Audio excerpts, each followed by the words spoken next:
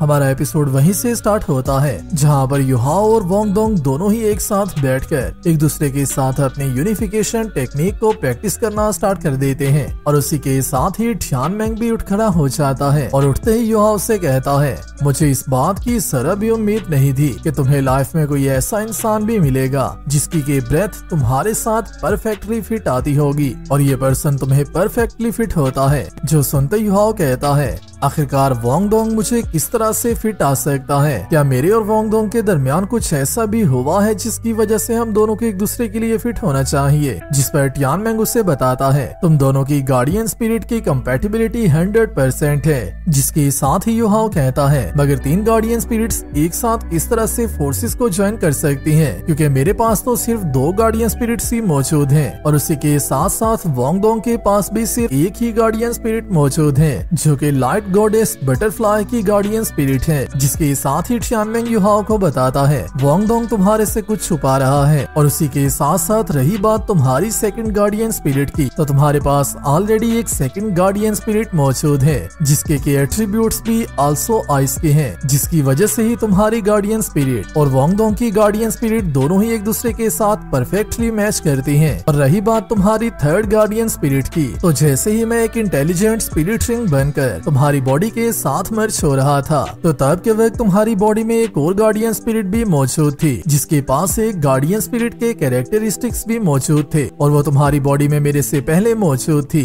जहाँ पर हम लोग टियानमेंग की उसी व्यू को देखते हैं जबकि टियानमेंग पहली दफा युहाओ की बॉडी में एंटर हुआ था, तो वहाँ पर टियानमेंग का सामना एक और एग्जिस्टेंस से हुआ था जो सब युहाओ के इनर वर्ल्ड में हो रहा था। जिसके साथ ही टियानमेंग युहाओ को बताता है, बात चाहे जो भी हो, मुझे इतना क्लियरली तो नजर नहीं था आ सका कि आखिरकार वो कौन था। जो सुनते युहाओ भी परेशान हो जाता है और उसी के साथ ही कह, क्या मेरे पास 3 गार्डियन स्पिरिट्स मौजूद हैं? साउथलैंड वर्ल्ड की हिस्ट्री में आज तक 2 गार्डियन स्पिरिट्स वाले लोग ही रह चुके हैं और वो भी सिर्फ कुछ गिने चुने लोग हैं, मगर मेरे पास तो 3 गार्डियन स्पिरिट्स मौजूद हैं। और उसी के साथ साथ अगर देखा जाए तो वोंग दोंग के पास भी 3 गार्डियन स्पिरिट्स ही मौजूद हैं। ये सब कुछ किसी भी मिरेकल से कम नहीं है। जिसके साथ ही टियानमेंग युहाओ को बताता है, तुम दोनों का एक दूसरे के साथ इसी तरह से स्पिरिट पावर को एक्सचेंज करते रहना तुम दोनों की आने वाले टाइम की कल्टीवेशन स्पीड को और भी ज्यादा बूस्ट अप कर देगा, जिसकी वजह से अभी के लिए तुम्हें अपने माइंड को फोकस करना चाहिए और कंटिन्यूअसली प्रैक्टिस करते रहना चाहिए, जिसमें कि मैं भी तुम्हारी हेल्प करता हूँ। जिसके साथ ही युहाओ और वोंग दोंग अपनी कल्टीवेशन को इसी तरह से कंटिन्यू करते हैं और इनके आइस एट्रीब्यूट एक दूसरे के साथ मिलते हुए इवन यहाँ पर मौजूद सारी जगह को ही फ्रीज तक करना स्टार्ट कर देते हैं और इनके कल्टीवेशन होते होते पूरी रात का टाइम गुजर जाता है। और जैसे ही एक नेक्स्ट डे का स्टार्ट होता है तो उसी के साथ ही रात के टाइम जो शेल इनकी साइड पर क्रिएट हो गया था वो ऑटोमेटिकली क्रैक हो जाता है और उसी के साथ जैसे ही उसमें से वोंग दोंग अपनी आइस को ओपन करता है तो युहाओ ने अभी भी उसके हैंड को होल्ड किया हुआ था, मगर उठते ही वोंग दोंग को ये बात याद आ जाती है कि वो स्कूल के लिए लेट हो चुका है, जिसकी वजह से वोंग दोंग अपने रूम से निकलकर भाग पड़ता है और उसी को फॉलो करते हुए युहाओ भी अपनी क्लास की तरफ जाने लगता है। मगर क्लास में ये लोग फिर भी लेट ही पहुंचते हैं, जहाँ पर मास्टर जुवो ने इनको पनिशमेंट के लिए अलहदा ही खड़ा कर लिया होता है। जिसके साथ ही मास्टर जुवो पूरी क्लास को बताती है, आज से 3 दिन के बाद तुम लोगों की न्यू स्टूडेंट फर्स्ट स्टेज की असेसमेंट कंप्लीट हो रही है और तुम लोगों के सारे मैचेस के रिजल्ट्स भी ऑलरेडी आउट हो चुके हैं। हमारी पूरी क्लास में से सारे स्टूडेंट्स को मिलाकर टोटल 22 टीम्स फॉर्म हुई थी,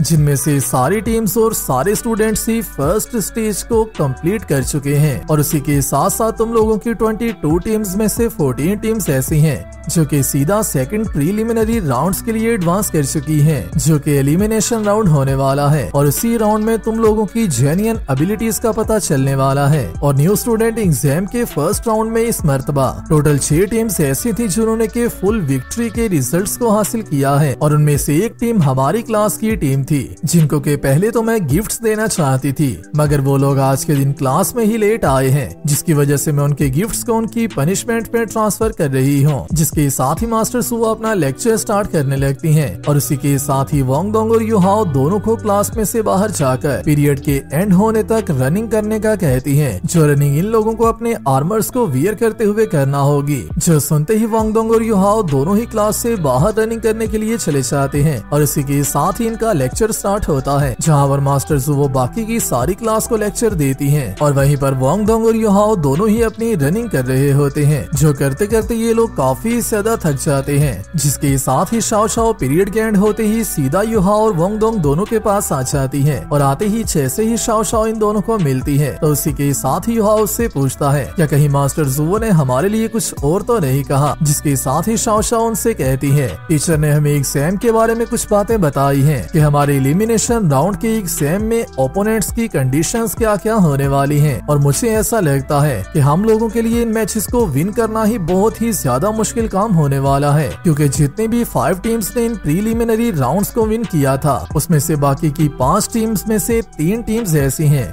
जिनके मेंबर्स के पास 3 स्पिरिट रिंग्स मौजूद हैं। जो सुनते युहाओ और वांगडोंग दोनों ही काफी ज्यादा शॉक होते हैं, जिसके साथ ही शाओ शाओ कंटिन्यू करते हुए कहती है हालांकि मास्टर जुवो भी हमारा ख्याल नहीं कर रही और मुझे ऐसा लगता है कि हम लोग अगर बहुत ज्यादा भी आगे गए तो हम लोग 4th नंबर पर आएंगे। जो सुनते युहाओ से कहता है मुझे तुम्हारी सारी फिक्र के बारे में पता है, मगर बात चाहे जो भी हो ये बैटल सिर्फ स्पिरिट मास्टर्स के दरमियान की बैटल ही नहीं होने वाली, बल्कि ये बैटल स्पिरिट पावर की बैटल भी होने वाली है, क्योंकि अगर ऐसा ना हो तो फिर तो ये बैटल करने का कोई फायदा ही नहीं है। और उसी के साथ साथ हम लोगों को फाइट करते हुए अपने ओपोनेंट्स के लेवल्स के बारे में भी ऑलरेडी पता होने वाला है और उसी के साथ साथ हम लोगों को कभी भी हिम्मत नहीं हारना होगी और हम लोगों को अपनी एबिलिटीज पर भी पूरा बिलीव होना चाहिए, क्योंकि हमारा गोल सिर्फ 4th नंबर पर आना ही नहीं बल्कि इस पूरे एग्जाम में हमारा सिर्फ एक ही गोल है और वो चैंपियन बनने का गोल है, जिसे कि आल्सो वांगडोंग और शाओ शाओ भी दोबारा से फॉलो करते हैं।